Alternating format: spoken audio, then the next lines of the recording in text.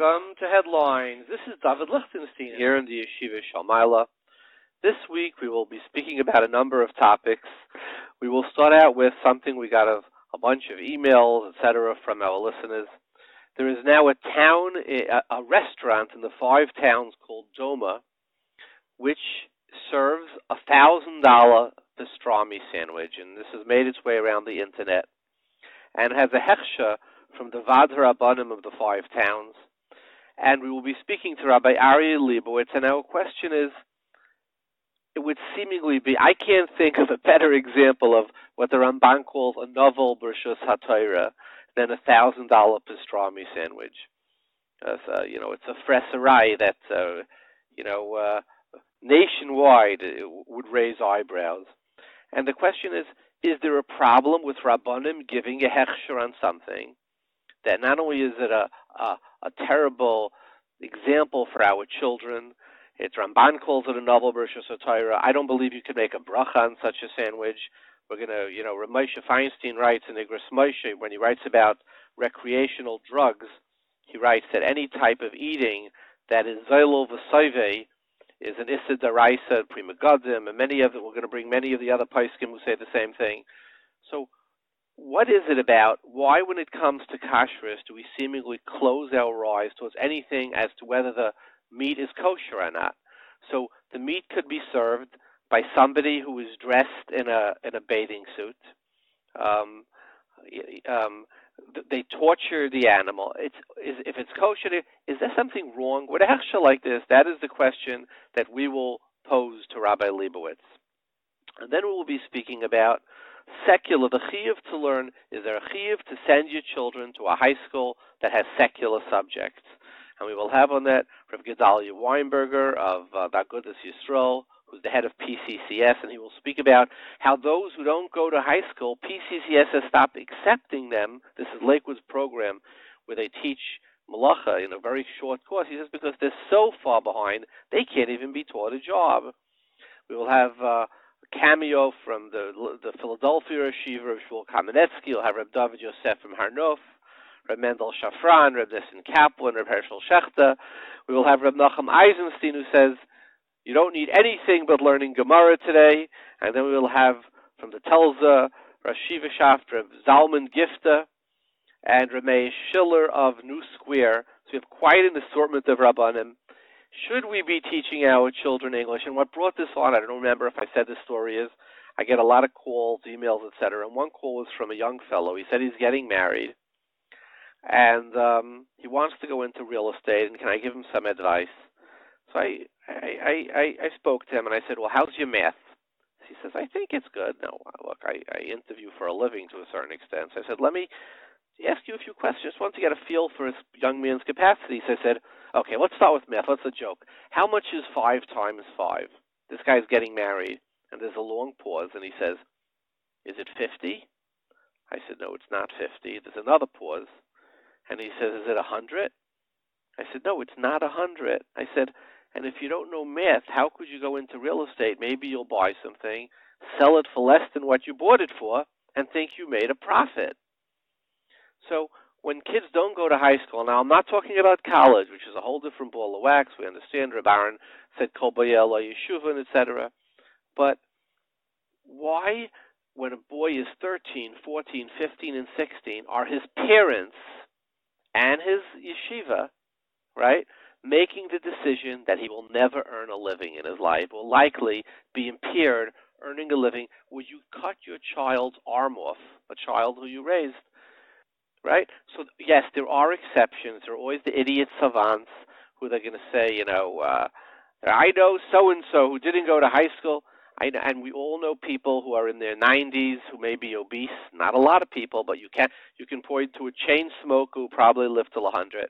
It's all true, but we have to go with the average and the median. And the median shows that children who don't go to high school have a substantially impaired level of ability to earn a living if they can't read, write, and do arithmetic. Because even without college, if you think you want to be a seicha, you have to know how to read, you have to know how to write, you have to know how to do math. So why are we depriving? Now, here's interesting. We called 50 different yeshivas that don't have English, and we asked them if they would come on the air and explain to us why doesn't this fall under the chiyuv of chayiv adam lalamid b'nei umnis, which the Shulchan Aruch brings. Shulchan Aruch says in Shin Vav, I believe it is, that you're allowed to hire an English teacher on Shabbos because it has a din of a dvar mitzvah, right? And it's interesting, we say Achsher Dara.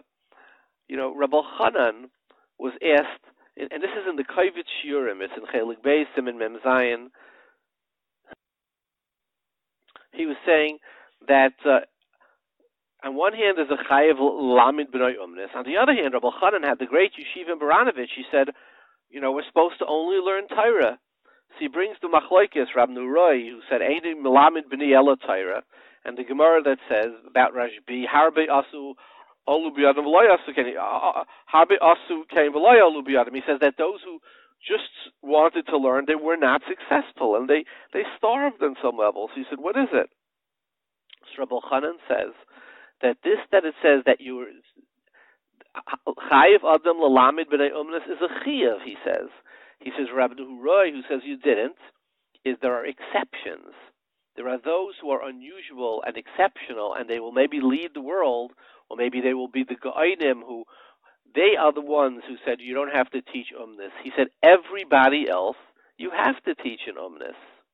Now here's what's interesting. We will have Rav Gifta, who says that even if you want to learn, if you have no diction, and if you can't speak, and if you don't know math, he says you're not going to be able to learn. You're never going to be able to inspire an audience.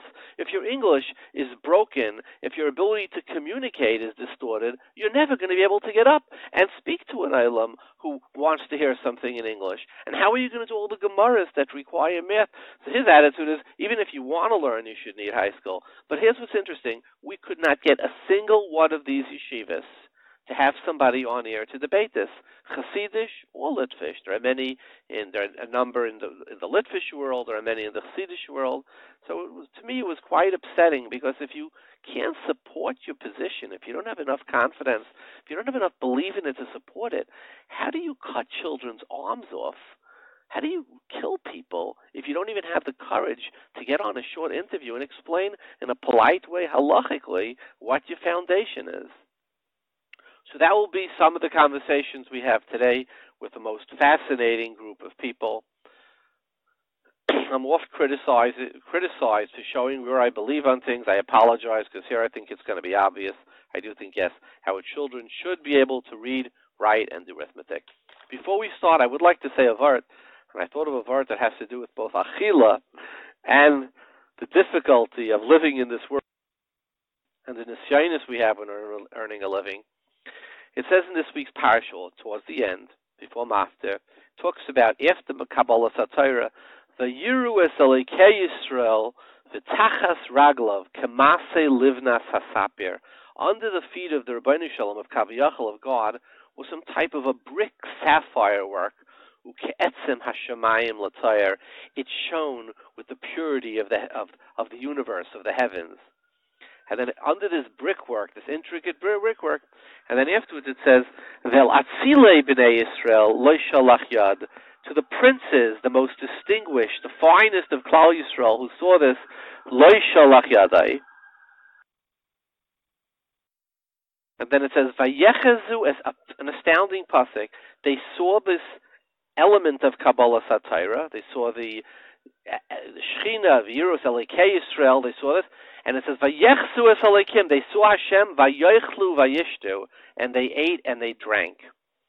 Now the question is, the Mefarshim say they ate and they drank. Imagine having a barbecue while looking at the Shechina, while looking at the Tachas, Raglav Kamase Livnas Hasapir.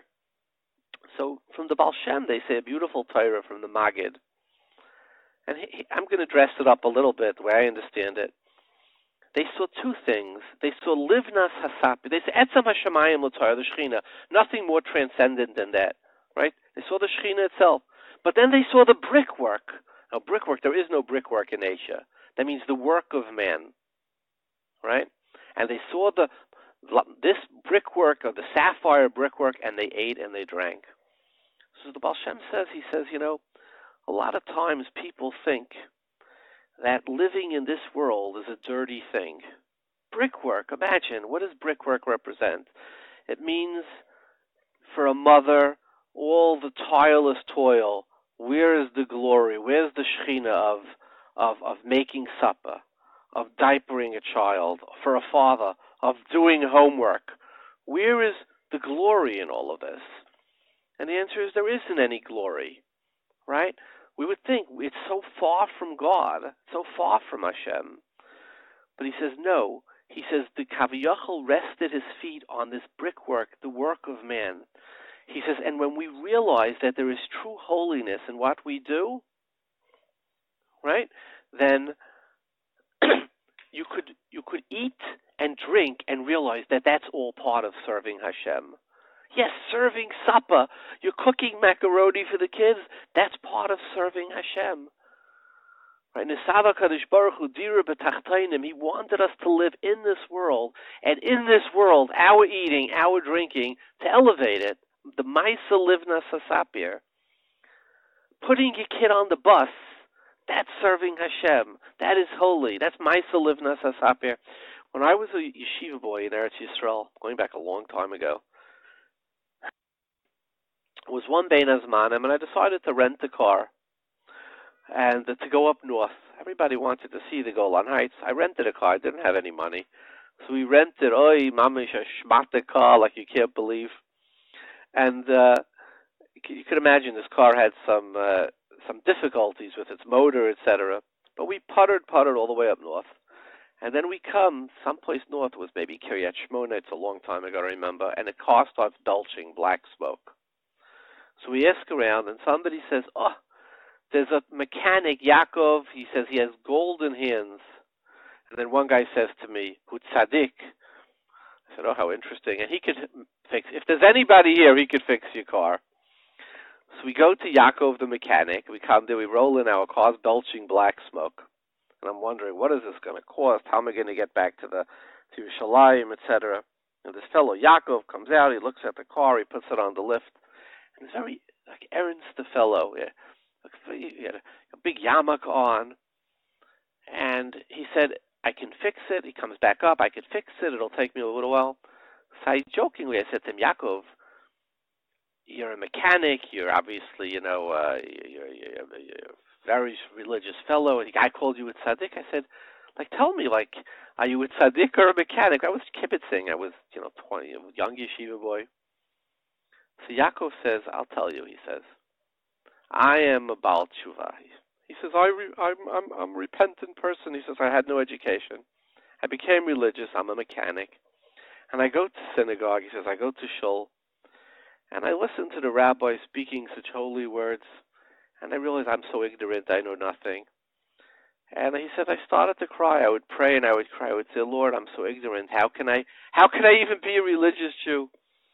He says, and one time the rabbi comes over to me. He says, you seem so sad. He says, Rabbi, he says, what am I? I'm a mechanic. The rabbi looks at me. And he says, your name is Yaakov. He says, do you know what Yaakov in the Torah did? He said, your forefather, Yaakov, you know what he did? He really worked very, very hard. What do we say? Zeli esrim shana beveisecha, Yaakov said. Avadaticha b'shnei v'neisecha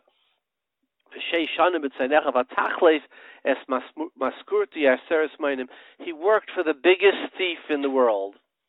And he says, and I was up day and night. He didn't sleep for some 20 years taking care of the sheep. I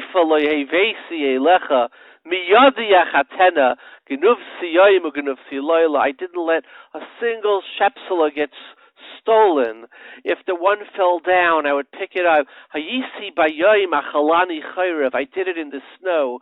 I did it with such dedication. He says, but what does Yaakov say about his work? You know what Yaakov says about his work? He says, my work was the holiest thing that I could have done. Right? That's what Yaakov says about his work. He says, what is it? He says, Lulei elekei avi upachad yitzchak hayali kiater es onyi my labor v'yagia kapai, my toil ro elokim v'yoichach amesh. And what did Chazal say? Gedalya mas yadayim yoisem is chasavos. He said he was so proud he could serve Hashem when he picked up the sheep, when he chased away the wolf, when the snow fell on him. All of this was service to Hashem.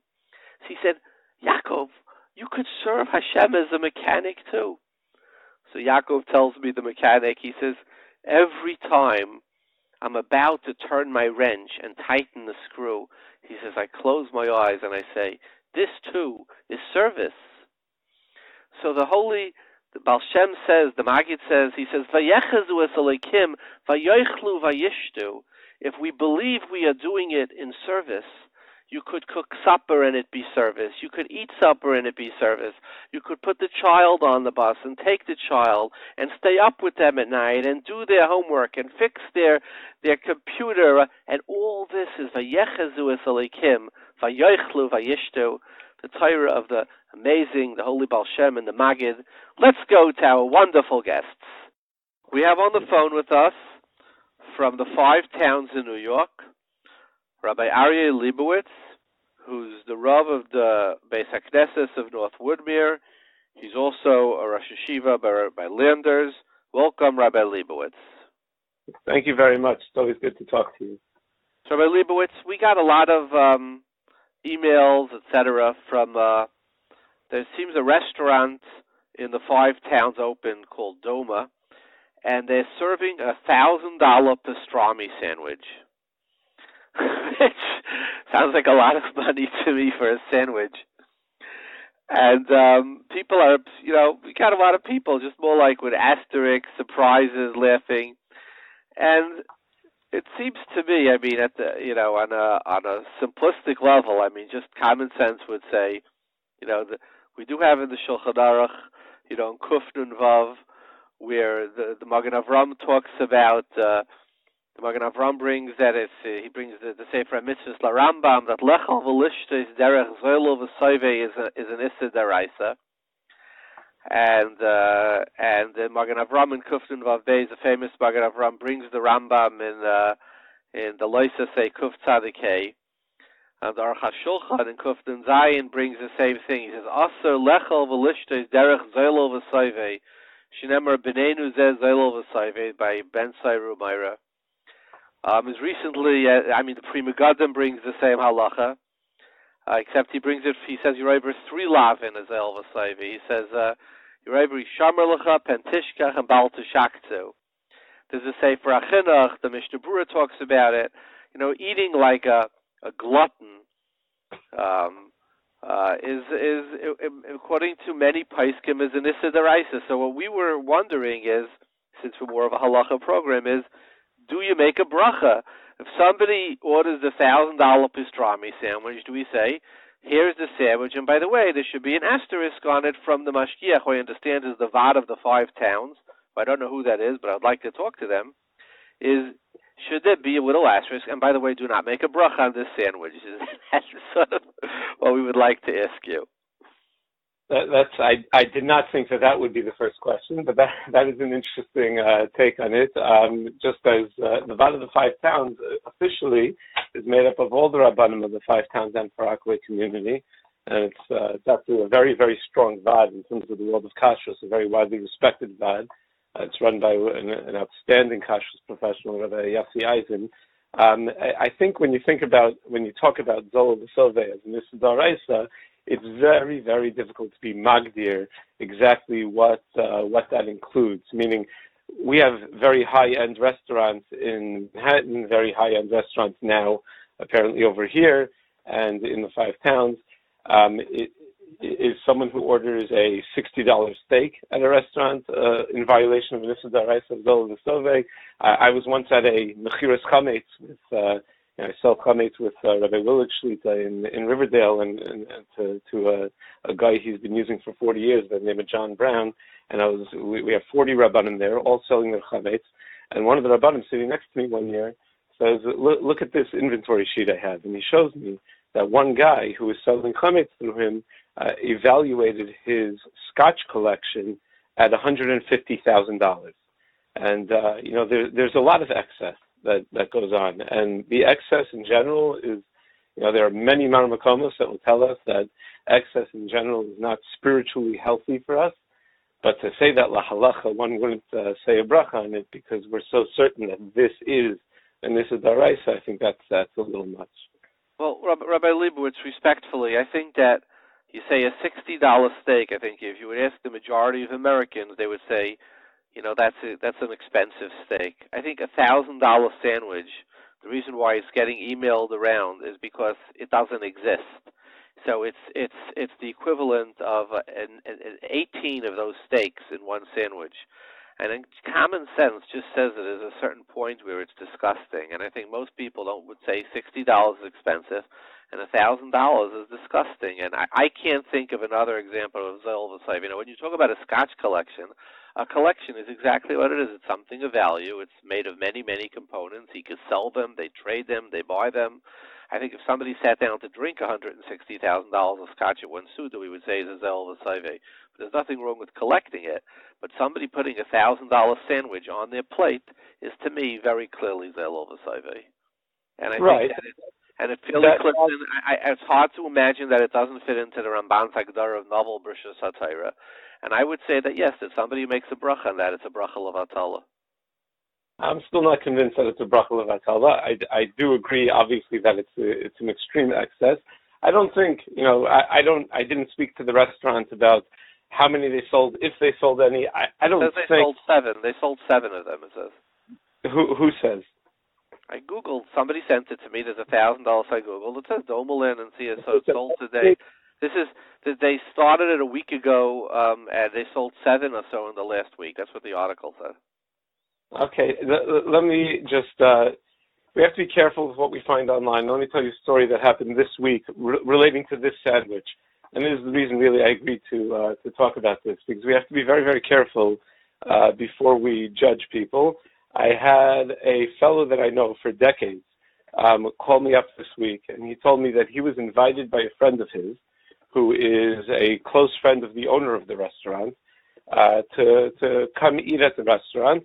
And as a gift, because this fellow was so close with the owner of the restaurant, he gave these two guys that sandwich, the famous sandwich, for free. That's what he served them. So they got up to wash. They went back to the table to eat a sandwich, to eat the pastrami sandwich, and it was this sandwich. By the time they got back to the table, it was like paparazzi. Everyone was taking pictures, and that. This is the famous sandwich, which, by the way, is exactly what the restaurant was aiming for, was to get everyone talking about it. You can't buy this kind of advertising. I think if they sold 0 of them, which I suspect might be the more accurate number, I think they were doing this for marketing, and they would still probably label this a marketing success. But this fellow now had his picture going around online with all sorts of crude captions and horrible accusations against him that look at the guy who spends $1,000. Meanwhile, he was a guest of someone who didn't pay for the sandwich. It wasn't $1,000. It was $0. And you could argue that maybe it was bad judgment to even go near such a thing that they would charge $1,000 for.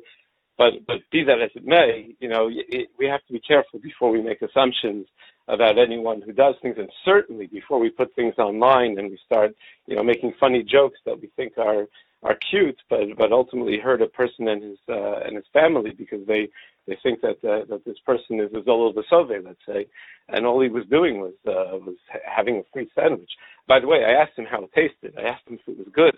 He said I would definitely spend $50 on it. It was that good. But so the question, Rabbi Leibowitz, is that there is a concept of novel Brishas HaTorah, and when we have restaurants in our communities, and this is their way of gaining credo by saying we can outdo everybody when it comes to gluttony. The question is, why does a place like this get a hashgacha?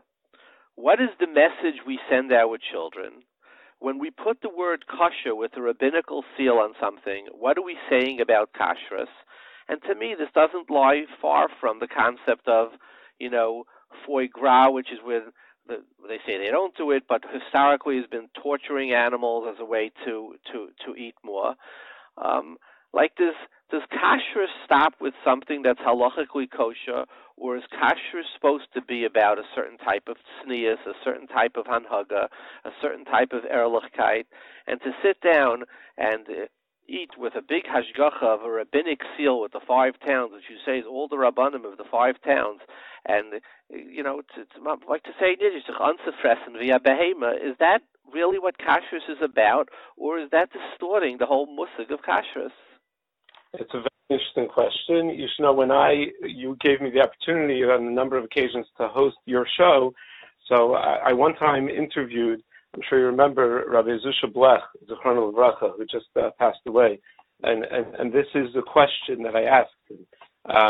Where do we draw the line in terms of when we give hashgacha on things that are not about, is it kosher in Yardeya? And it's a very, very challenging question. You have a place, Lamashal, that plays secular music that you find to be offensive. Do you not give a hashgacha? How tzniustic do the waitresses have to be dressed? There are all sorts of questions. And what kashrus agencies, it seems to me, and I can't even speak for the 5 towns, even though I'm one of the rabbanim. You have to realize there are 50 of us. But what kashrus agencies, it seems to me, just by observing the industry a little bit, seem to have decided to do is, for the most part, with certain exceptions, keep it to kashrus. That all we're certifying is the kashrus, and a person has to use their common sense about what's right for them, and you have a sports restaurant and it has televisions all over the place. So there are places like that under very reputable hashgachos. And some people say, how could you do that? By the commercials that they're showing of a sports game, it's definitely a breach of tznius. And that's true. And the person who wants to stay away from that should definitely stay away from that. It's just, it would become impossible. And maybe this is right, maybe it's not right, but that seems to be the decision that kashrus agencies have made. It would just be impossible to police everything, every detail. But Rabbi Leibowitz, kashrus agencies don't give a hechsher for somebody who's open on Shabbos, right? It's seen as, even though they're not necessarily, when you're eating kosher food on Sunday through Friday. But it seems they are able to establish a certain type of, say, look, when you cross this barrier, you're not going to get a hechsher from us anymore.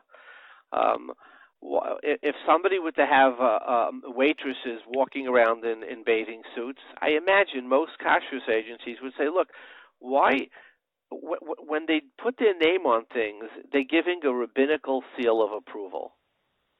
And when it's not approved, it creates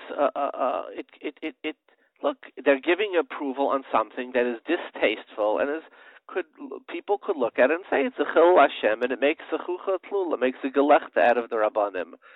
Shouldn't the rabbanim have an obligation to police themselves and what they give more? And an example would be if you were, and I had this with Rabbi Genak, giving a hechsher on places that torture animals. We saw in a recent case how it created a huge chil Hashem when PETA films came out. Isn't there a certain amount of common sense that's required before we give a hechsher? Again, it's a very, very difficult thing to make the judgment call on each case. You're gonna, if you have a restaurant that has a 75-year-old bottle of scotch that they're selling, I don't even know anything about scotch, but let's say they're selling for $100 a shot or $50 a shot. I mean, and why is that more or less ridiculous than the 18-year-old scotch? It's very, very difficult to know where to draw the line.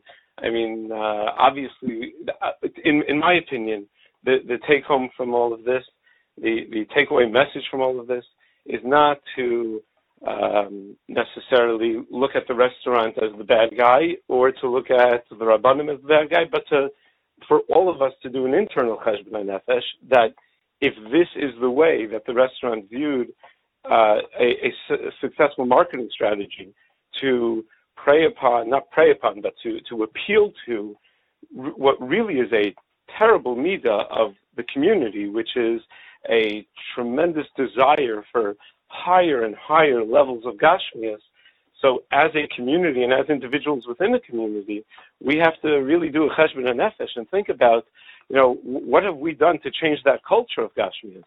Have we, in our personal lives, have we done anything to sort of, maybe if we're blessed with certain things, maybe to be a little more tsunua about it, and maybe not to. So I think as a communal cheshbon nefesh is certainly in order, and maybe this brings it to the forefront, but this is just one example of the many things that bring it to the forefront.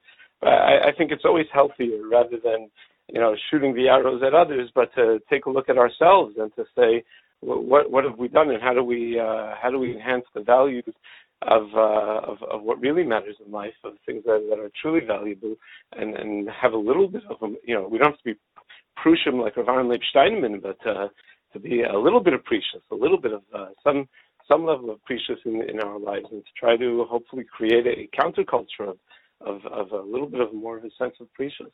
And are you concerned at all that the 50 Rabbanim and the Vad giving a Hayashar on this place sort of says that, on one hand, from the pulpit we say one thing, but when it comes to giving a Hayashar we say another thing? That doesn't overly concern me, because I think it's yadua in the kashrus industry that we're giving a Hayashar on the kashrus of the meat, that the pastrami is kosher. We're not suggesting that you go there. We're not suggesting you spend your money there. And Baruch Hashem, there are a lot of less expensive eateries that people can go at. This is a very, very high-end restaurant, from what I understand. I certainly don't go there frequently, but it's a very high-end restaurant. To me, it doesn't make a difference. I wouldn't know the difference between very high-end, slightly high-end, middle of the road, but that's up to the consumer to really figure out. I think that's the way hashgachas in general. I think that's the way hashgachas have worked. And the truth is, I've been on VAD calls and making these decisions, in terms of outside of the area of kashrus. It's not a pasha thing. It's not easy unless there's like a clear, blatant violation. Something like Shabbos is much easier because it's like very clear to identify it. You know exactly when it's there, when someone is open on Shabbos. But to identify excess, to identify something that's beyond what we would deem acceptable levels of gashmios is not easy. And to identify, tznius, for example, even though there may be halachos of tznius, but halachos of not allowed to be in a restaurant where there might be a commercial where it's much, much more challenging. And our kashrus professionals are busy enough trying to keep an eye on all the kashrus. It's very challenging to keep an eye on everything, and we have to. It's the Rabbanim's responsibility, and myself included for sure, to try to inspire the community and ourselves to have higher levels of valuing that which is truly valuable, and to make our decisions in accordance with that. Rabbi Leibowitz, thank you very much. It's as always an honor and a pleasure to have you on. My pleasure. Thank you. Kalta. Okay, bye. We have on the phone with us from New York City, Rabbi Gedalya Weinberger, the Chairman Emeritus of the Agudas Yisrael. He's a member of the Executive Committee of Torah Vodas, the Chairman of PCCS, one of the most famous Askanim in America. Welcome, Rabbi Gedalya. Thank you very much, Dovid. Rabbi Gedalya, we're speaking about the last number of years. It's become very popular for children not to get a secular education in high school. And as somebody who was mishamish many Gedalya Yisrael, both Rav Palm through Torah Vodas, and in Aguda, you mishamish many Gedalya Yisrael, I'd like to hear your opinion. And I'd like to, before you start, I'd like to put like a little bit of like a question to it. There have been numerous studies. 10 studies you look at online that show that somebody with a high school education and without a high school education will earn triple the amount. Somebody who graduated high school will earn 3 times over their life as opposed to somebody who just graduated from elementary school. And we see constantly people. I as recently as a few weeks ago, I had a boy call me up. He was through the radio program, and he asked if he could speak. He left a message, could he speak? So I made a time to speak to him, and he said he's getting married, and he was a Hasidic boy who didn't go to high school, it's clear, and he wants to go into real estate. What was my opinion? So I said, well, how's your English? Because it was a little, he said, my English is okay enough to get by. I said, like, do you know basics, like math? He said, I think so. So I just said to him, I said, I was doing an interview trying to ascertain his qualities. I said, okay, let's start with a joke. I mean, how much is 5 times 5? And there's like a pause, and finally he says, 50? I said, no, it's not 50. He said, 100? And he was getting married, this boy. And I said, it's not 100. And I said, how are you going to go into real estate? You may buy something and sell it for less than what you bought it if you don't know basic math. And so, anybody who's in business, who's living, knows that a high school education, reading, writing, arithmetic is very hard. So my question is what right do parents or mechanchim have to take a boy who's 12 or 13 when they go into high school and decide at the age of 13 years old, we have now come to a conclusion that we will make your ability to earn a living, as hard as earning a living is, post the klal of Adam Rishon, we will make it, infinitely harder by not giving you the very basics. And what do we do with the Gemaras? Kol mishein melamdin b'nei umnis melamdin listis. What does the Gemara say? Hanig ben minig derech eretz. What was the das of the Gedalim who you were mishamish on this topic? That was a long-winded question. Okay. I will be glad to expand on it. And I'd really like to relate 3 different stories. And I think that will shed a light on this. Just in my own opinion, you ask in terms of that, I think the Mafteach of Parnasa is B'yad Hashem. So, of course, there's no question that that's what happens. I don't think that everybody has to go to college or graduate school by a long shot. Most of the rich people, present company excluded, were not necessarily great students, etc. But that's really the exception.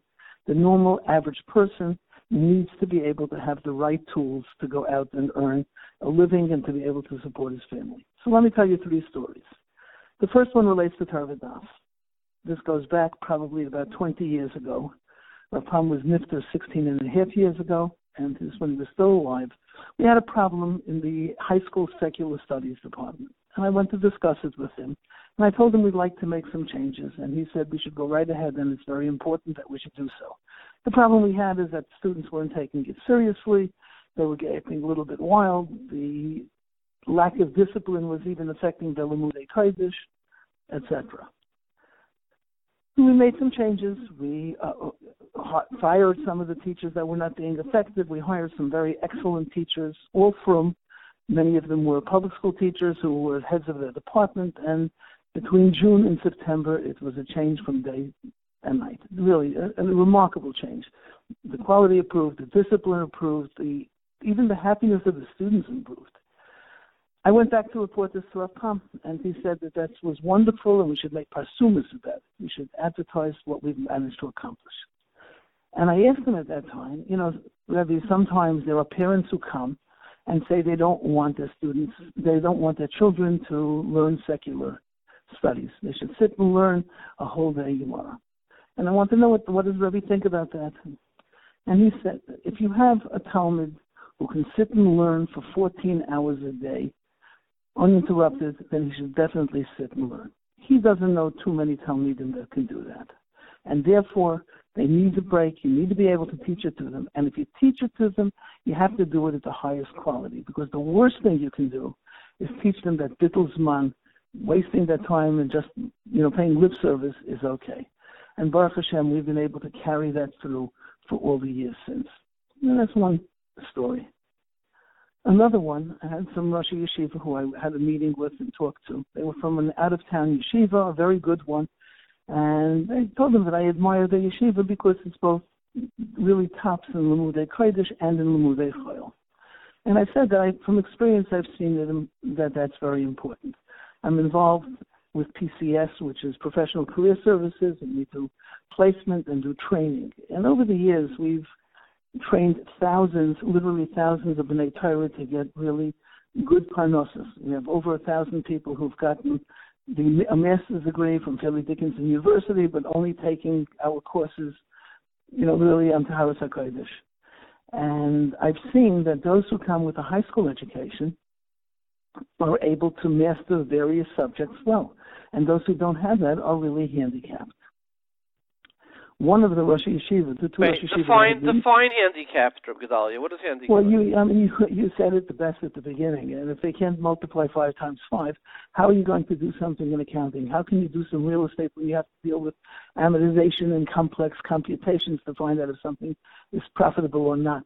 How can you deal in the world if you can't read and write English well? So do you find that are they unable, then many of them unable to complete the PCCS courses?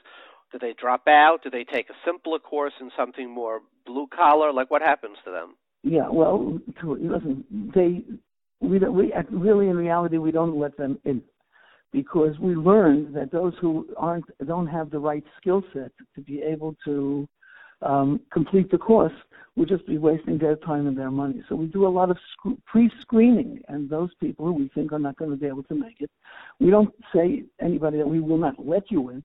We just really dissuade them from taking it because we don't think they're going to be able to succeed. And that's true whether we're teaching them computing, whether we're teaching them real estate investing, whether we're teaching them accounting. It carries out throughout, really. So many of them go. Some of them take blue-collar jobs, unfortunately. That really does happen. And then they're crippled all the time. And, some of them are existing on programs and various government support, and they are trapped in that because they just can't afford to get off them. And it's really a very sad situation, but that does happen. So that was that. And that one of the two Rosh Yeshivas that was there asked me to put this into writing so that he would be able to, when parents come to him and ask him to allow their children not to take secular studies, he'd be able to show them this letter that says how they're going to be disadvantaged by not having the right level of secular studies. So here's a letter I received from a fellow mayor, I don't want to say his last name, in Lakewood. I have 3 children. I did not get any high school education.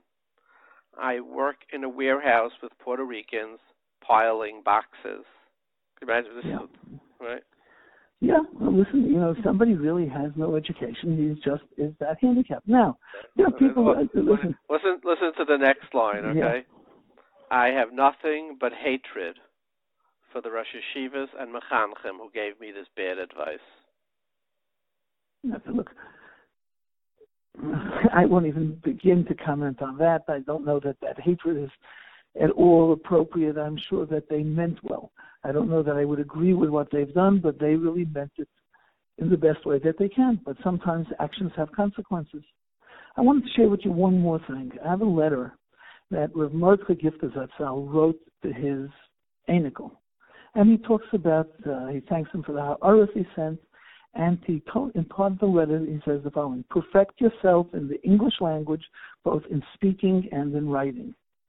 And then in Lashon Kodesh, he was matik from Reb Shlomo Eiger, which he had written to one of his children. It's brought down in the Sefer Chut HaMeshulish, Daf Ayin Zayin. And it's written in the Chuvas of Shlomo Eiger also, that recently came out, and this was written quite a while ago. And he writes that Lahashlam Atzmacha B'Ksiva U'B'Loshen, that's from Rabbi Eiger, to make yourself whole in language and in writing, Ki Hu Inyan Tachlis L'Ma'od. No lebrios v'no gam l'shamayim. You're quoting Rabbi Kiva Eiger or Rav Gifta? There's maybe Rav Gifta writing in that, although I'm not sure. But he's quoting. This is what he wrote in Lashon Kodesh after he said that he talked about the introduction to this letter from Rav Shlomo Eiger, not Rabbi Kiva Eiger, Rav Shlomo Eiger. So let me just read you the language, and I'll just tell you what he says because it keeps going. He says, "Lahashlam atzmacha b'ksiva b'loshen ki hu l'inyan tachlis l'ma'od no lebrios v'no gam l'shamayim."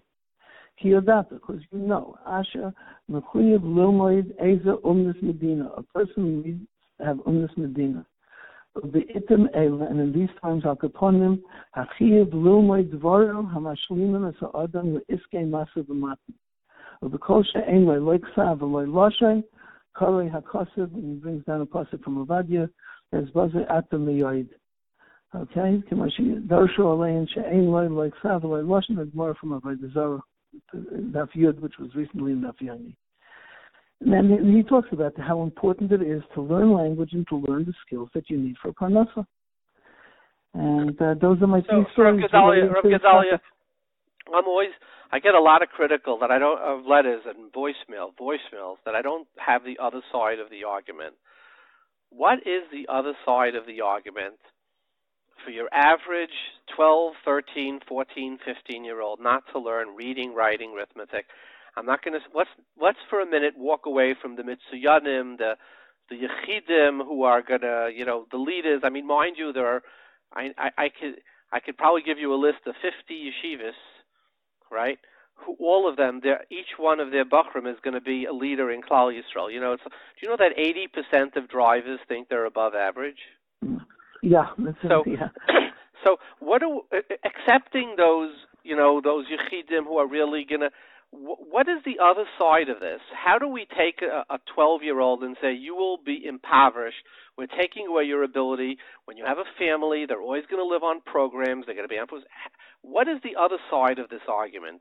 Please enlighten me. I mean, as president of Agudas, the chairman of Agudas, you must have spoken to many of these Rosh Yeshivas or Mechanchim who are part of Agudas. Please tell me, what is the other side?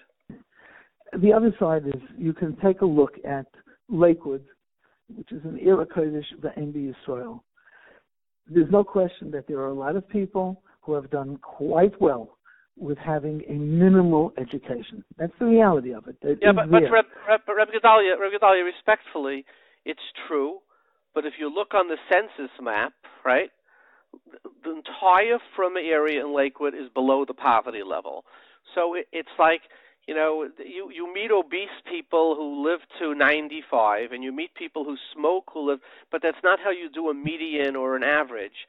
For the most part, the people who didn't get educated, and again, the census map says it, live below the poverty level.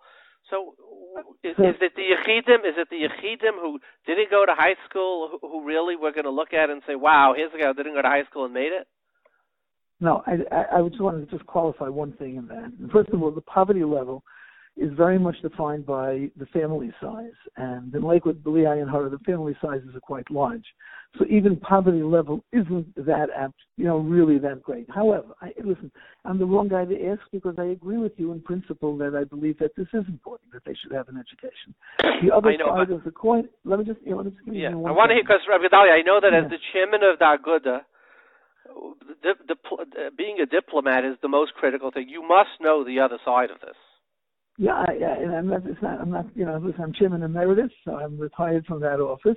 But I deal with PCS, which we have for all of these people who are coming for Parnasa, and we encourage them. We have the other side of it is that people manage poverty level and what you need to exist and everything that goes with it. Really changes. It really depends on what you need. People are willing to be misfapet b'muad. They're willing to be happy with less. And those people who do it, it's Tavi Alehem Bracha that if they can do that, it's not an easy Messiah. But my question is if why should somebody have an assign their whole life? Like you say, it's not an easy assign for the next 40 years or 50 years when it's for 4 years taking a class in the afternoon. And let me ask you a question. Is a 13 and a 14 and 15 really going to sit those 3 hours in the afternoon? Is it going to be a life-changing thing to him, those extra 3 hours of learning that he's going to do between 14 and 17? Let me go back to what Rapam told me. What Rapam says, that if there is somebody who really can do it and really sit and learn for all those hours, maybe it is life-changing. Rapam just said he doesn't know that many people can do that. And for most people, forcing them to sit for a whole day learning only Limudei Kodesh doesn't necessarily work. That was his opinion. That's what he had seen. And Rapam was very strong into learning. I know of a certain Rosh Yeshiva where he told that person that his son should sit and learn the whole day and not go and not study secular subject. But that's a yachid. That's not the rabbin. And it's not necessarily true that most people can do that, and surely that most people can survive. I agree with you. I believe that those who really espouse that believe that it is worth taking that chance and that they should perhaps end up in poverty. Hopefully, Kadosh Baruch Hu will provide them. We live in a Malchus Haknesses, so there is different support services, and they will manage at that level. I think that's what they would say. I'm not one to in any way argue with him. I'm not saying that there isn't another side. I'm not saying that there aren't times where it should be. And, again, I'm not the one there. I'm not a Klei Kodesh. I don't, in any way profess to be able to say an opinion on that. But I'm sure that they're doing it out of good motivation. They're not doing it out of anything but that. Now, do you know what Ramosha, Rabbi Yankiv, go back to the Gedalya who lived here in America, what was their opinion? I didn't have any chance to in any way interact. I mean, I did interact to a certain degree with Rav Yaakov Kamenetzky, who was Rosh Yeshiva in Torah. And in Torah, especially in those days, I would say 80% of the students, or somewhere close to that, went to college. And it wasn't anything that anybody objected to. And I would say that most of the Rosh Yeshivas that we had in the Yeshiva had either sons or sons-in-law who were also well-educated. And their children were well-educated. Their children attended high school. So there's no question that this was something that was of value at that time. Times changed. You have to go with the Novi of the Dar. And this is a different Dar. That is the way they think. I'm not going to be the one to argue. I would say that it's important that people have the alternatives, that they have the choice, and they have to deal with their Gedalim who they believe in. And it's not clear that all the Gedalim would say that what's happening where no one is going to have a secular education would be correct. I don't think that that's true. I don't think it's true here. And again, from experience and conversations I've had, I don't think it's true in Eretz Yisrael either.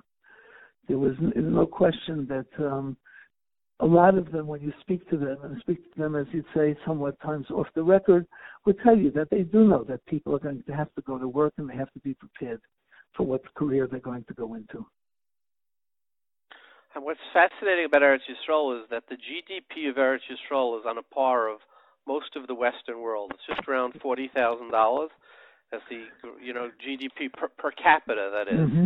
Mm-hmm. And yet the Frum Olam Dia lives in such absolute poverty.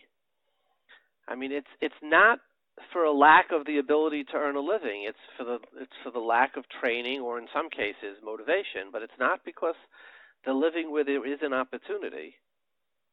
It's true, but on the other hand, I just came back from Eretz Yisrael a week and a half ago. We had the Yafei Kala, a wonderful event. But and I was there for the Shabbos. Afterwards, you go into the streets, you see the children. I don't think you're going to find happier children anywhere else in the world to that level. They're joyous. They're just really happy, even though they are living at whatever level you want to call it, it's the poverty level or not. Even though the Gemara says, even though the Gemara says the Duke Aniyas Mavir Adam Aldaite Valdas Kaine, he's saying, notwithstanding, you seem to see that in Eretz Yisrael the children are indeed happy. Yeah, I would say when you look around, you'd see that the children are indeed happy. That doesn't mean that there aren't issues. We have issues there. You have issues here. Everywhere. And you have issues everywhere. You can have it in the most prosperous communities with children getting the best secular education in the world. And there are plenty of issues, and sometimes they're much worse. And so, it's not necessarily one that you can judge by a statistic or by the numbers that are there. It is what it is. But I think, again, the things that I said, you asked me for my experience in talking to Gedalim, those are the Gedalim that I cited to you. And their belief was that somebody does need to be prepared for the world. And to be prepared for the world, you really have to be able to have those three basic skills of reading, writing, and arithmetic, as they say. And even more so today. Today it's a different world, and the education is not, you can't get away with just that. You really have to have more. So in PCS, we try to provide it. We, Baruch Hashem, have had this course to be able to train, over 3,000 people, and a growing number, and good education, where they've gotten really good parnassus. That's how it's listed. We try and make it available to everybody that we can. Well, thank you very much. It's Rav Gedalya Weinberger, the Chair and Emeritus of the Agudas Yisrael, Executive Committee of Torah V'das, Chairman of PCCS. Thank you for your time. My pleasure. Take care. Also, bye-bye. Let's hear what the Gedalim have to say about it. What's interesting about it is, the Mechaber in Kufn and Vav and Arachayim, the great Beis Yosef, who I guess today wouldn't be his kids maybe wouldn't be let into high school, says that after you finish your learning and your davening, you're supposed to go to work. He says you go to work. The Mechaber in Kufn and Vav, I think it's Katan Aleph, right? Yelech la'avoidasei. So should we be telling a high school kid who's, or rather a grade school kid graduating 8th grade, I'm sorry, no high school for you. You are going to become such as Hamilton, it's not necessary. What do we say? No, figure it out after 12th grade. Let's start, again, we always start with Hagoyin of Shmuel Kamenetzky. Teach him, you should send him to a normal place. Okay. Yes, go up normal. Okay. Now here from Eretz Yisrael, we have Reb Dovid Yosef, who has a more right-wing opinion, I'll say. My opinion and my experience, I have long experience since I was myself in Yeshiva. I'm telling you, you cannot compare one. If you want to be Talmid Chacham, you cannot compare one that learned in Yeshiva without English subjects to one that learned only Torah. If someone learns 8 hours every day Gemara and 2 hours English, and the other one learned 8 hours Torah and he didn't learn English subjects, the one that learned without English will be bigger Talmid Chacham, much, much bigger. And I saw it when I was learning in Yeshivat Hebron. Some students came from Yeshiva Tichonit. They learned secular subjects also. And they were big matmidim. But the level was much, much lower. Lower level because their brain was not only dedicated for Torah. And we have to know if the brain thinks not only Torah, you put a different thing, it means the Torah will be less. So if someone wants his son to be just Talmid Chacham, he sees, Baruch Hashem, he is learning, he wants to be Talmid Chacham, the best thing to send him to a place that learning pure Torah and only Torah. And I want to tell you, about that, in our generation, something changed. Something happened.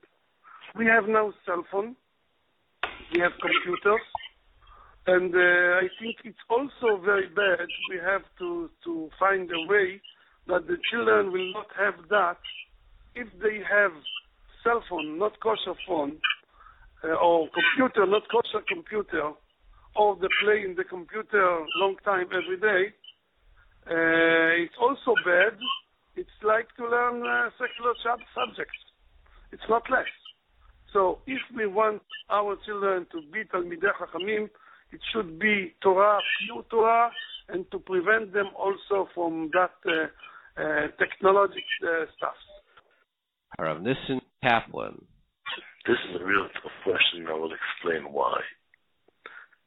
Some people, it's good for them to learn English. You know, you're right. If you could sign to me that this is the next Moshe Feinstein, I would say forget about it. Yeah? But I don't know if he will be the next Moshe Feinstein. I don't know where he will be. I don't know why his Rabbi feels like that. It could be his Rabbi really wants him to go to that yeshiva. It's not because the Rabbi is so important for him that he will not learn English, but he thinks that if he will be in a frummer environment and a frummer yeshiva, this boy will have an effect to grow very strongly. On the other hand, if he will be in a different yeshiva, even if it's a good yeshiva, it could be this kind of boy will get distracted with different kind of studies, and in the end he will not come to where he has to come. So if I would be the Rav of that family, I would really discuss with the Rebbe to hear what is the reasons that made him to take this decision. I think the parents that are asking the question is not exactly fair, because the question is not education and only Torah. Going back to the question, Torah, Avodah, Chachmei, Melamed and is Bnei, so not Melamed is Bnei. You know, we have so much people that learn in yeshiva without no education, and they're multimillionaires today. Yeah, and we have people that went to school and they didn't make a penny. We have everything today. But my question, Kvod HaRav, it's true. So then, Rameh said, why teach him an umnus? There are so many people who are okay, so I'm getting back. But that was not the mother's question. This is what I'm trying to explain.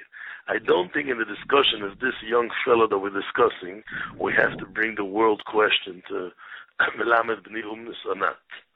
Again, a lot of times, Rabbi, I'm just first answering. We try to answer these people from all over the world. That person asking this question has to understand that could be they have a nice boy. He's in the 8th grade. Yeah, and now he's going to have to go to high school. And it's two kinds of 7th grade. I don't know every country and every state how it goes to. And a lot of times these boys, you send them to yeshiva, they grow. Then they come to learn by me. And when they're 21, I tell them do college by night and catch up. And sometimes I tell them, no, you go to be a Rosh Yeshiva. We're not blocking the boy. Just a lot of times, the boy is in a kind of crossway that the Rebbe thinks that now it's good for him. This is what I really think. I don't think that the Rebbe is saying, no, don't teach people abilities to have a parnasa. So I would really suggest, I don't mind if she would call me personally, and I will try to call the Rebbe and help her, but I think we have to know what is standing behind the Rebbe's decision, to know if she's right or wrong, or to discuss it with the Rebbe, and to hear both sides of the picture.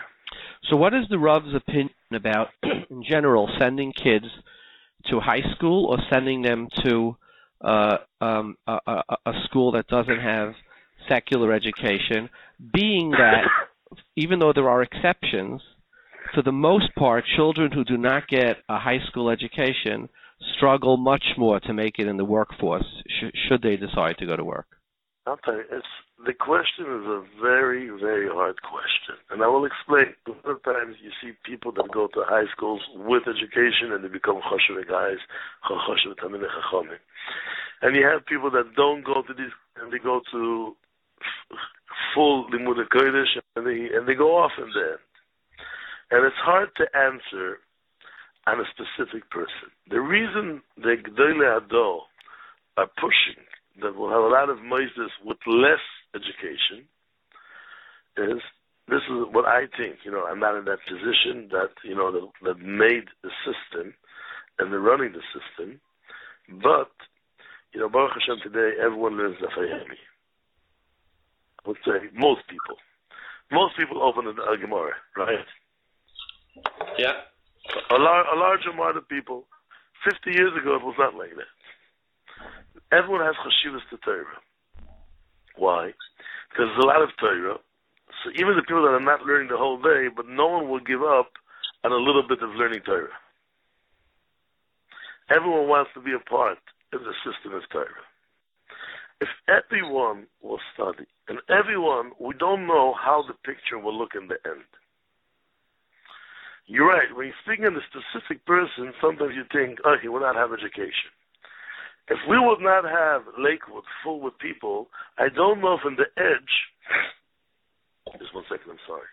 The edge, we will have so much Torah, if you understand what I'm saying.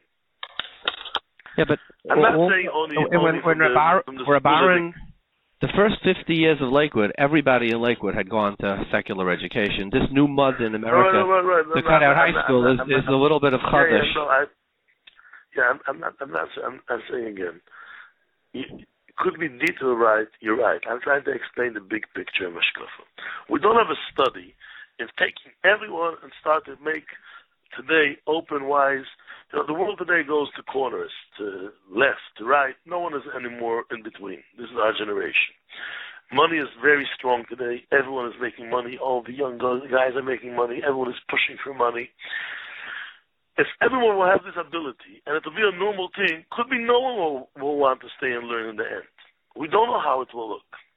But when I went to Yeshiva, everybody went.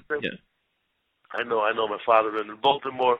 I'm just saying, a lot of times people say, look how many kids go off the derech from the system. Yeah? And I say, listen, I don't know. But for example, we'll say 10% go off from the derech because of the system. I'm just giving an example. I'm sure it's only 1%. But just to make it easy, I'm saying 10%. I'm sure it's even 0.5%, 0.25%. What if we will not have the system so strong? How many kids you're right, a lot of boys that is hard for them will fit in the system. I agree. But who knows how much more boys in the end will not care not to be in this learning. And I mean less. I don't have a study on it. And I think when people are judging the system, it's a question mark. I don't know the answer. But I think that the system is strong, a lot of people fall out of the system. But a lot of people, they start to learn. I see some of my kids, they're in school, and they go to a good yeshiva, and they get the drive, and they're zooming up, yeah? I don't know if there will be no system. I know for myself, I'm sure, from different people. But as man, a lot of times people learn less from doing this man, right? Why? Because there's no atmosphere around you, so even the good person learns a little bit less. I'm not saying that because of that to do the system. I'm just saying it's hard to answer if the system is right, the system is wrong. So you're saying that. So let's go back to the question: the din of chayiv adam lamed b'nei umnis, is it relevant bisman hazeh or not? As Rabbi Chanan discussed it, if I remember right, in Kamenetzky, that it's not so pashut if it's really relevant. In the old days, a person did not have a way to live and to survive if he didn't have umnis. In our days, there's ways. A person doesn't have to learn. I know a lot of talmidim of mine. I could tell you names. They learned in Yeshiva for 5 years, and after that, when they were ready, they took a little course, and they're running nursing homes all over America. There's truly exceptions to every case. There are people that'll be successful if they were blind. But Rabbi said, "Kol mi she'ein melamed b'nei umnis melamdei listis." You certainly have that same reason today. But I'm explaining it today. It's much easier to catch up later. This is what I'm trying to explain. Sure. Here's Rav Shafran, again, very nuanced. The Paiskim very often have they see real life in very nuanced opinion. So let me ask. There's not only one way. One of the chesronos of the Antike Dor is that everything is the same. Whatever is for the biggest Rebbetzin is for the smallest Balas Tshuva. It's not everything that's for the big Rebbetzin is for the Balas Tshuva, and not everything that's for the big Yeshiva and the big Tam Chacham is for the Poshta Yid. It depends on the kind of family, the kind of people. What does it look like? It's also the ashkafas of the people. There's no halacha on dafka like this. There's no dafka this way, not this saying way. It's very sensitive. Whatever I'm going to say, you can say the other way around, and it's right. There's 2 ways. It's 5 ways. There's 20 ways. Mm-hmm. There isn't halacha on this. It's really dependent on what kind of background the family is. It's right that if he's the background of an American kind of a family that without that is also to take a job, then he's not going to get a job without education, high school education, and you're supposed to prepare your child to hope to his life, and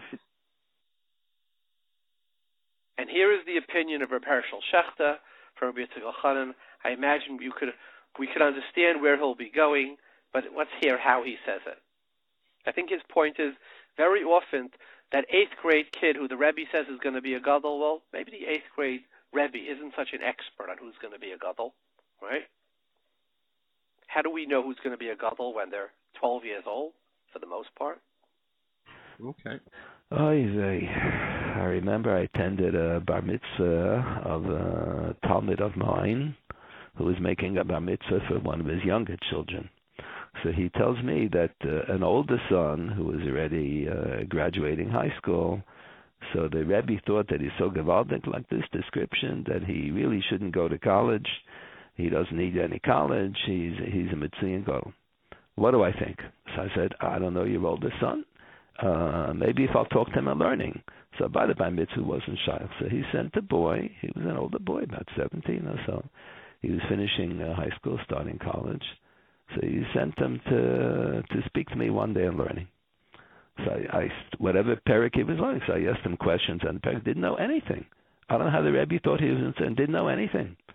So I never called the father back, and the father never called me. The son must have told the father that I gave him a faher, and he didn't know anything. What do you mean the Rebbe said he's gewaldig? He couldn't answer one question straight.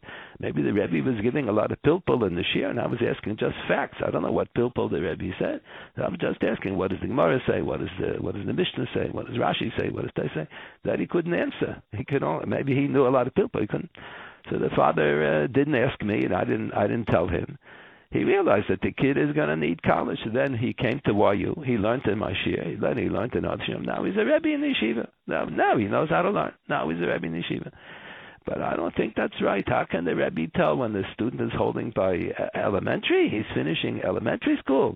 They should send him to a high school without any secular studies. What's going to be later if he doesn't steigen learning? You have to have a backup to be able to make a parnasa. The father is mechuyev lalamda umnis. He has to teach his son a parnasa. He has to be able to make a parnasa. I don't think that's right. To send a child in this day and age, to send a child to the school where there's no secular education for high school, I don't think that's a smart thing. I don't think it's proper. How can the Rebbe already know if the child is only finishing high school? Elementary school is only finishing elementary school. He already knows. But Malolov is not there. He can tell already now that he's going to be such a big Talmid Chacham. He's not going to need any secular education to make a living. I don't think that's right. We have on the phone with us Hagoyin Reb Nachum Eisenstein from Yerushalayim. He was the Makurev, Shamash B'Kodesh with the Rashke Bahag, Rabbi Yashiv Zechron Levracha. He also made him the head of the Geirus Bezdin and many other shtellas. He's a Rav in Yerushalayim. Welcome, Reb Nachum. Shalom Aleichem to all the listeners. Somebody asked us, they said they started a yeshiva in Eretz Yisrael in Yerushalayim now with Limudei Chayil, and it made a very big tumult. What's the Rav's opinion? Now in America, it's become popular to have high schools without English. Okay, so I really don't want to discuss it because Eretz Yisrael it was unheard of that a yeshiva Kana high school should have any limudei chol, and in America there's Rabbanim in America. Things are different maybe in America, and there's Rabbanim and the Rosh Yeshivas. It's for them to decide. I'm sure you're familiar with the Tshuvas by Rav Moshe. The Rav Moshe invites very, very strongly against going to college. Yeah, but what I'm talking about high school, which is really about, isn't there a din chayev adam l'lamed b'nai umnis? Isn't there a din chayev adam l'lamed b'nai umnis? Isn't there? Don't we say hanig be'minig derech eretz? The Gemara says. Okay, so first of all, I want to tell you from my class. Just probably from my class. I'm already an old man, and from my high school class. That the ones who became successful, made a lot of parnasa, were the stupidest people in the class, and they got the worst grade. So you see, parnasa's telling me the shemayim. So what does it mean, chayev adam l'lamed b'nai umnis? Okay, if you teach a person the basics of basic skills, which they teach over here, that's enough of umnis. So let me tell you a story that happened. This happened to me a few weeks ago. A boy calls me up. He asked if he could call me, sent us an email. I said, yeah. He's getting married, and he wants to know if I could give him some advice. He wants to go into real estate. So he had like an accent, like a little bit of a Chassidish accent. So I said, do you speak English? He said, yeah. I said, do you know any math? He said, I think I know math. So I figured I'm interviewing him to try to assess him. I said, okay, like a joke. I said, how much is 5 times 5? This is a boy getting married, and he thinks for a few minutes, and he says, 50? I said no. So he thinks again. He says 100. So I said to him, I said no. I said, how are you going to be able to go into business? Maybe you'll buy something, think you're making a profit, and sell it for less than what you bought it. Right? So I think that reading, writing, arithmetic, without it, I mean, if you didn't speak English, you couldn't speak to so many thousands of people. I think there's certain basics, we're not talking about learning advanced calculus, etc. Why doesn't that fall into chayev adam l'lamed b'nai umnis? These basics which you're talking about, you can all learn in grammar school. Take any kid in 5th grade or in 6th grade, not even 8th grade, you'll ask him what 5 times 5 is, he'll tell you it's 25. So if you have a case where a person doesn't even know the basics, so maybe ain't economic, but the schools teach in Eretz Yisrael also, you get the basics. You'll ask any kid who finished the cheder over here, he'll know 5 times 5 is 25. If you have an exceptional case, the person doesn't know that, so that has to be dealt with. But again, on the basic issue, I don't want to answer because there's Rabbanim and Mechanchim and the Rosh Yeshivas in America, so they have to decide what's necessary for America exactly what you're saying. What's necessary for America, that a person should be able to live and make a parnasa according to the minig of Medina, the standards of the Medina. Here in Israel, but if you've got the basics, if you learn in the Gedolim, which they teach you, that's enough to make a parnasa. If you're doing anything more than that, it might not help you, and it's and then the rest is parnasa min hashamayim. So those basics you get over here also. In America, they feel you need more basics, and you have to get a high school education also, a limudei kol. So that's the Rabbanim in America have to understand what the standard is in America, and I don't feel that I have any right or authority to answer the issues what should be done in America. So let me ask you a follow-up question then. The gross domestic product per person in Israel is almost $40,000, which is amazing when you consider like Jordan or Egypt, it's less than 2,000. Means it's 20 times as successful. It's on a par of the Western world, 40,000 per capita. Not as high as America, but almost as high. And yet, Haredi population in Eretz Yisrael is the majority is under the poverty level. I was in Eretz Yisrael by a cousin, a doda of mine, and her anikel came in, and she asked him if he could borrow money. He doesn't have money for the bus back home, because his koil hasn't paid in an amount of time. So why have, in Eretz Yisrael, leaving America aside, why have we abandoned the concept of Chayiv Adam Lamed Bnei Omnis? Because there are going to be a certain percentage of people who are going to be big Talmidei Chachamim, like the Rav Shlita, and like other Poskim and Marbitzei Torah. But I like to say 80% of drivers think that they drive above average, right, which is absurd. So there's going to be a hamoinam. What happened to the Chayiv Adam Lamed Bnei Omnis to the hamoinam? And it's obviously not working if such a large portion of the population is below the poverty level. And I'm sure you see it daily. I don't think the situation is any different. In America, a person has to make his shtadlus, they have the basics. And again, I'm really not authorized to talk on this matter. But but again, the rabbanim in each place, they have to decide how much a person should know, what's the minimum he needs to survive according to their society. And you also have people in every society. The Gemara tells us. Let me ask you a question. The Gemara says that there's a niyam pashat, and the Gemara. Well, Yechtalevia in Mikarav Aretz. It says Yechtalevia, but that's the exception, not the majority. It's not the majority. That's the exception. First of all, I don't know if that's true, and I don't know if it's the majority in Israel either. Well, if you Google, and you have it all over. You have in America people. I want to tell you, the people who are in the workforce. People in the workforce don't make panos either. People have good professions, and they make what's considered nice salaries, and they can't make ends meet. So that's you can't make any klolim, and it's the rabbanim and the mechanchim from each door and each place. They should decide what the minimum is necessary to what's. And I know people who have no background at all. They're the people that they learned computers themselves. They learned other trades themselves. They did it all by themselves, and they're very successful businessmen today. But and I can show you also people of mamash big rich people today, and they didn't have a secular education either. Ramachem, there's no doubt that there are exceptions and that there are people who will be successful without any education, but there have been many studies done, and it shows, for example, somebody who doesn't go to high school will, over the course of their lifetime, earn a third of somebody who did go to high school will earn 3x. Some say 2x of somebody who just went through 8th grade.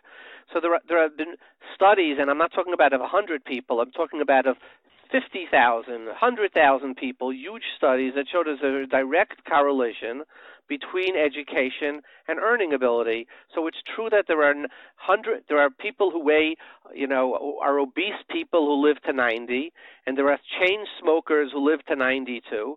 But we can't make the exception of the obese person or the chain smoker who live to 90. You have to look at the median of, if you took a majority of obese or smokers, they would have a shorter lifespan substantially than people who were makbid on their health, right? Who did halacha? They heeded their health.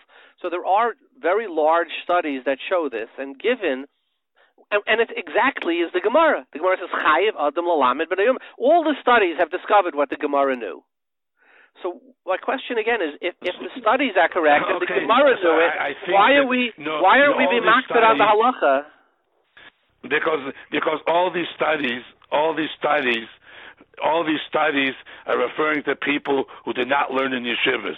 The person who learns in yeshiva and he learns how to think and he learns how to do things straight, he can get out his thinking and his ability to deal with life will be much more than he goes to high school or college or any other thing which they don't teach you midas tevas, they don't teach you how to think, and and none of these studies make studies from yeshiva people. So you can't make a generalization from a study which is referring to people who are high school dropouts or grammar school dropouts, to people, Baruch Hashem, they're sitting and learning in high school and yeshiva and post-yeshiva and koil and stuff like that, which they're learning takes their mind and it puts it into place which is way ahead of anyone who has any other education, whether it's in midas tevas.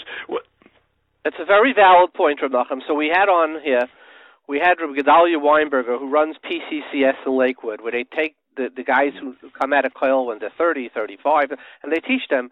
And he said the boys who didn't go to high school, they stopped accepting them.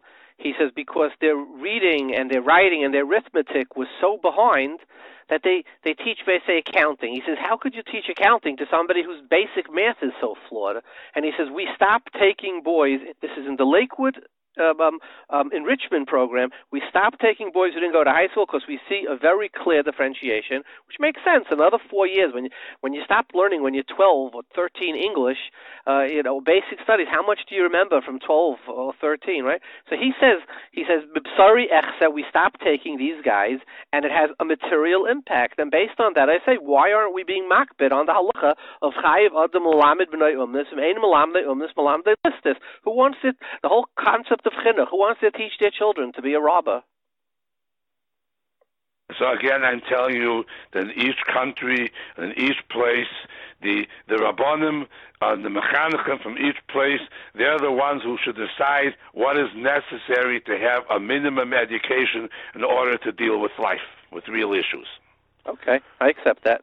And it cannot make any generalizations, and especially generalizations from some surveys and statistics and something like that. That's, in Hebrew, a statistic in a survey is called a seker. It's called seker. In Litter, it was hard to pronounce a shin. They couldn't say a shin. It came out like a samech. So a sheker was a seker. That's what a literature shall say it. So all these so-called, it's a joke here in Israel that anyone has a seker who makes a survey, it's a sheker, it's not a seker. Numbers are made to lie with. Very good. It was as always, it's an honor and an interest having you on. Thank you so much. Okay. Bye-bye. We have on the phone with us from Toms River, New Jersey, Lakewood, New Jersey, HaRav Zalman Gifta, Beis Medrash, Kahal Masibas Mordechai. He's the son of the great Telz Rosh Yeshiva, Mordechai Gifta. Welcome, Rav Zalman. Shalom Aleichem. Rav Zalman, we are struggling to understand that it's become sort of a mudda that many people don't send their children to English for high school. They send them to a totally limud hakodesh high school. And we are struggling with it for a number of reasons. I mean, the Gemara says, chayiv adam l'lamed b'nei umnis, and Shulchan Aruch brings it, the Magen Avraham brings it in Kuf Nun Vav, the Rambam in Shin Vav, in Hilchos Shabbos, you'll lead a ladder hire an English teacher, a math teacher on Shabbos, the Gemara says, the Shulchan Aruch says. And if you look in the Noise Kalim, it would seem that those who hold like Reb Nurai, it was the way the Bir Halacha brings it. It was for Yechidim. The Nefesh Chaim himself, who's the prime architect of this opinion, says it was for Yechidim. It was. He says Harbuasu. He says when it's Harbe, then it's not successful. V'layasu. He says, but Harbe Deika. He says for Yechidim it was. So to establish multiple high schools and say everybody in our high school goes on is Yechidim, is there some type of a logic, a makar lahalacha? Could you maybe, as a denizen of Lakewood, try to make us understand that, help us understand that opinion? It's very hard for me to speak on behalf of Lakewood. I will speak as what I was makabel from my father. The world says that my father had a sheet that everybody must go to English, versus other Gedalim that did not think so. I believe that is a very big mistake. I don't believe that there was ever a sheet from any Gadol that you're not supposed to have any Limudei Chayil. In fact, anybody that was reading into the life of Rabbi Leib Steinman will notice how Rabbi Leib constantly spoke about Achshir Dora, meaning how lucky we are that Torah has come to an elevation in today's day and age where people look favorably on Torah, rather than in the times of Litter, the great center of Torah of Litter, people look down upon Torah, and very few people came to learn in Yeshiva. Today it is unheard of that a parent will not want to send a kid to Yeshiva. Why was it that in Litter people didn't send their children to Yeshiva? It was because of a massive of parnosa. They had to work, and therefore they could not, in order to live a poor livelihood, and they needed the children to help them. Baruch Hashem, in America, it's not so. Everybody appreciates Torah, Baruch Hashem, and they're all sending their kids to yeshivas. My father believed that when we have a yeshiva, there is a government here in the country that says we have to have a secular education, a high school education, and therefore his big shita was not to kill time. If you have to go there, you must utilize it to the utmost. Whatever takes a goy hours to achieve, we Bnei Torah can achieve that in much less time. So the 2-3 hours you're going to give for high school, utilize it, because you'll get all the Chachmei of Chachmei Bagoyim Ta'amin. Mathematics is not a Chachmei Bagoyim. Mathematics is a Chachmei which even you need for Gemara. Myself personally, my father did not tell me I have to get a high school diploma, but he told me you must go to the English to learn English and mathematics. Mathematics is Amdaftas Hoben, and English because you must know how to express yourself. My father would constantly speak about the problems. Der kann sheden kein English, and der kann sheden kein Yiddish. Der kann sheden Ivrit, and der kann sheden kein Lashon Kodesh. A person has to have a language to be able to express himself. And it's important for every yeshiva bacher to be able to express himself that when he comes before a non-affirmed Jew, he should make a Kiddush Hashem. And the way to make a Kiddush Hashem is speaking properly to be able to express yourself. That was his shita. Not everybody that came to tell yeshiva went to high school. They got permission from the Rosh Yeshiva that they do not have to go if the parents showed that they will provide chavrusas for the children which will keep them learning and they will not waste time. The ikar was not to kill time. Do not waste time. Time is extremely precious. And we see in the fact that my father is known as the father of the Art Scroll Shas, because he fought for the Art Scroll Shas, because he felt that for the American Jewry, we have to bring to them Torah in the language they understand. And therefore, if it's Bale Yerushalayim that are working on the project, we have to have such a project. And he went all out for this. That is known. The Rav Shach was against it until my father explained it to him that it's necessary here, and history has proven what it has accomplished. So therefore, it is extremely important to know the language to be able to express yourself. So, given all of the above, can you try to explain to us why many in Lakewood are opposed sending their children to high school to learn either math or proper diction of English, or reading, writing, arithmetic, basically? I just want to add, it's not only in Lakewood. This has become a fad in all yeshivas today. It's become the fad. In order to be yeshivish, you're not supposed to know English, and you don't have to speak English. You can speak Yiddish and English. In fact, yesterday I was speaking to Rav Shimshon Scherer, and he tells me, I spent a year in Telz, and I remember a story that happened. I was accustomed to my father, Rav Moshe Scherer, being extremely close and friendly to the two Rosh Yeshivas, your father and Rabbi. And there was a situation in the home where my father was struggling for a shidduch for my sister. So I went over to the Rosh Yeshiva, Rabbi. Your father and Rabbi were walking out of the meeting, and your father was a little ahead of Rabbi.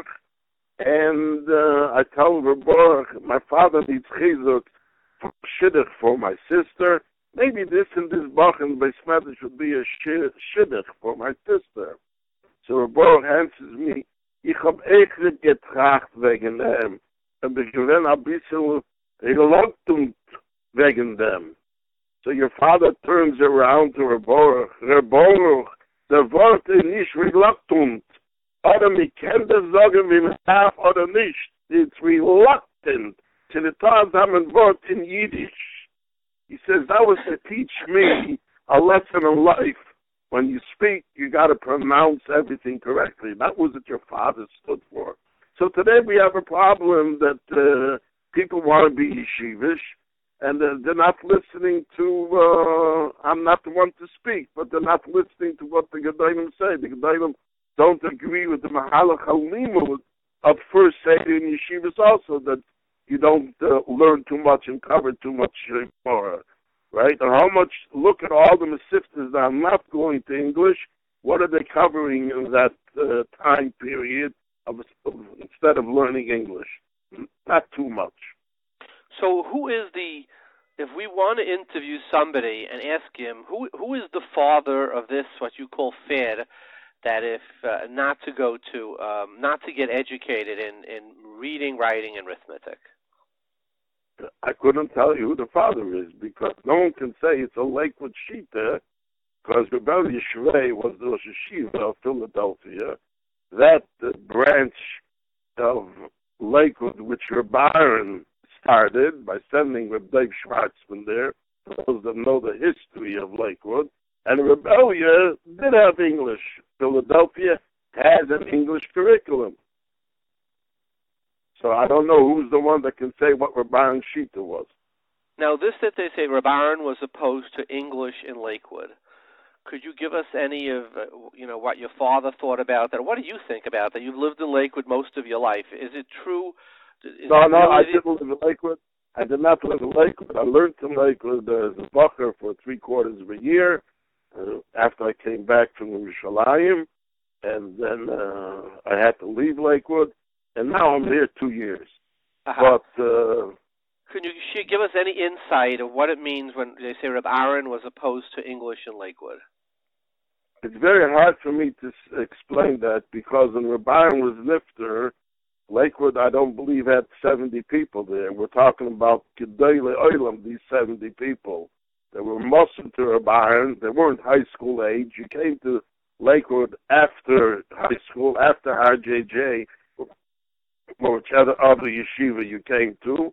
There were Bachim that came from Tel to Lakewood also. That was post-high school. So how it became a shita of Reb Aaron that you're not allowed to have English when Reb Aaron formed Philly that doesn't have English, and it was never Negeya in Lakewood, how it became the shita of Reb Aaron, I could not tell you. I don't understand. So let me could you tell me if I say this succinctly? I'm summarizing your father's shita, and that is that would your father agree that somebody who's Asid Liyes a Gadol, that he should learn English and math too, or no? My father would say, yes, he could go to English. It will not take away from him becoming the Gadol. In other words, your father basically was an incredibly effective speaker, darshan, was world famous, felt that speaking English actually made him more effective as a Talmud Chacham, and he presented the Torah in a more eloquent, in a more explanatory, and in a more mechubadik manner, I take it. Is that correct? That is 1,000% correct. But I just want to add, I don't know if I should say this or not, I received a phone call around Sukkot's time. Someone calls me up. Someone that has a Beis Medrash, not a Mesifta, here in Lakewood. And he tells me, I just saw the sefer you gave out from your father on Bava Metia. I didn't know that your father was a learning. I thought he was an orator. My father has become very easy for people to say, yeah, Reb Gifter was a major orator. That is true, but that wasn't what he was. His success in being an orator was because of his godless in Torah. When he spoke, Reb Chaim Shmulevitz became a Baal Musa. Yeah. They say that in the Mir in Shanghai, there was a tzais that was missing 2 pages, and Reb Chaim hand wrote the language of the tzais. That's what they used to say over in the Mir. Yeah. Right? So, but he's Gevarn Baal Musa. Well, Rabbi Gifta, thank you very much for sharing your time and the shita of your great father, Zecher Levracha, and for joining us. Batzlacha, Rabbi. Kol Tov. Monsey, New York. Rabbi Meir Schiller, who is a noted mechanech, famous mechanech for many, many decades already. Welcome, Reb Meir. Thank you very much, Dovid. Thank you. So, we had on the last program, we had a number of Gedalim discussing the importance of a high school education. So we had Rabbi Shmuel Kamenetzky said it's very important, and we had Rabbi Hershel Shechter. On the other hand, we had those who said it wasn't important. And the question is, as far as the Lamed Umnis, how much are we handicapping our children by not giving them a high school education? So I got a number of letters. It created a big stir, and I got many letters. And the tone of the letters was basically all the data that says people who don't go to high school are handicapped is by those who are dropouts of high school. They're misfits. They're not able to learn. They maybe have, the challenge. Whereas yeshiva boys, they're learning Gemara, Rashi, Taisus, Rambam, Rashba, Tzva, Ran, etc. It doesn't affect. So I was curious to hear from a very noted and famous mechanech across all circles. What is your opinion on this? Well, as one who travels every day between the worlds of orthodoxy, where there is college and even postgraduate education, and those where there is high school education, and those where at the end of the day there is elementary or perhaps less than elementary school education, I do sort of have a window into these various communities. And I think there's no doubt that statistically speaking, the more education a person has, the more money they earn, the more job opportunities, the more career opportunities there are for that person ongoing in life. Obviously, there are exceptions, and there are people who are blessed by Hashem with a particular good business sense. They're blessed by Hashem with particular mazel, and therefore they can have extraordinary success. But I think the people who point to those aberrational cases are not taking into account statistical probability. There is a good chance that would I quarterback New England Patriots, I might complete a pass here and there, but that would not be reason for Belichick to get rid of Tom Brady and hire Rabbi Schiller to quarterback the Patriots, because it would be an aberration, not a statistical probability. But Rabbi Schiller, the letter writers all point out that there is no statistical evidence for the yeshiva bacha milieu situation. So how would we respond to that? Well, again, they're, I think, in a sense, and I don't mean to criticize them because they have no way to decipher they have no familiarity with statistical probability. Here's what I would say. Take the Hasidic villages or the thickly populated Hasidic communities of Brooklyn, or take Lakewood, and compare the average incomes there. Average, not the exception, the average incomes there. And compare them to the average incomes of postgraduate educated communities, and take your Englewoods, your Riverdales, your Teaneck's, your Upper West Sides, and compare them to Square, Monroe, Kosher, Lakewood, et cetera, et cetera, et cetera. So I think that, again, I don't have data. I understand that data doesn't actually exist, but I think that the simplest examination of the empirical reality would yield that those communities are far more impoverished and far more linked to various aspects of the welfare state than the other communities I just mentioned. Rabbi Shiller, you answered the question. Thank you. Thank you very much. But what I would point out, I think, is that the reluctance of these communities to engage in higher level education is, on the one hand, the Bittul Torah problem, but I think in a more serious vein, they think they would lose a lot of their tamimos, a lot of their sincerity, a lot of their simplicity, not in the pejorative sense of the term, that they would lose that if they became familiar with the larger world and its academics. Rabbi Shiller, would it make sense? I know for a Regents scholarship, you have to learn biology and science, and inevitably in a science book there are going to be tales about evolution, etc.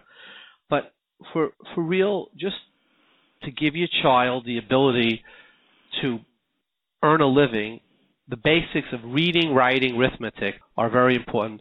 Would it make sense for us, perhaps, those who are reluctant to enter into, let's say, to be Pegeya and the Kedusha of Chinuch, to say, look, we're not going to teach science, we're not going to teach biology, it's unlikely that any of our children are going to become physicians, it's unlikely that they're going to work for NASA. But on the other hand, the compromise would be reading, writing, and arithmetic. Whatever business you have to do, you have to be able to balance a checkbook, balance a statement, open and teach computers, basics, Excel, with perhaps a hybrid education where it's really l'lamed umnis, hands-on. Would that be perhaps a compromise where we can give our children, you know, Rashi says the definition of Av lepare, Rashi says chaver upatron. A patron means somebody who protects. A father's job is to protect their children. Would possibly a new type of a high school education that's more hands-on, that is really like the Gemara says, l'lamde umnis, be a compromise to protect the Taras HaKodesh of these children, and yet the father remains a protector and gives them the tools?